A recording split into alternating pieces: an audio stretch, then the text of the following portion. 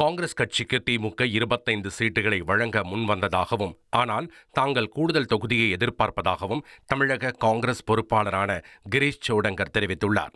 வருகிற சட்டமன்ற தேர்தலில் தங்களின் எதிர்பார்ப்புகள் மற்றும் கோரிக்கைகள் அடங்கிய விருப்ப பட்டியல் திமுகவிடம் சமர்ப்பிக்கப்பட்டுள்ளதாகவும், அது ஏற்றுக்கொள்ளப்படும் என நம்பிக்கை உள்ளதாகவும் கூறியுள்ளார். அதேவேளையில் புதிய கட்சியான தமிழக வெற்றிக் கழகத்தை குறைத்து எடை போட முடியாது என்றும் கூறியுள்ள அவர், இளைஞர்கள் மத்தியில் தாவேகா ஆதரவை பெற்று வருவதாகவும் தெரிவித்தார். காங்கிரஸ் மற்றும் ராகுல் காந்தியின் பலத்தை தாவேகாவினர் அறிந்துள்ளதாகவும் சுட்டிக்காட்டினார்.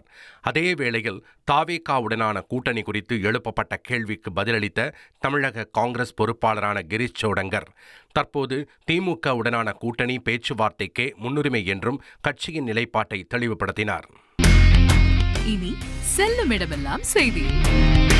தந்தி டிவியின் வாட்ஸ்அப் சேனலை ஃபாலோ பண்ணினா செல்ல இருக்கும் இடமெல்லாம் செய்தி. இதோ QR கோட் இப்பவே ஸ்கேன் பண்ணுங்க, ஃபாலோ பண்ணுங்க.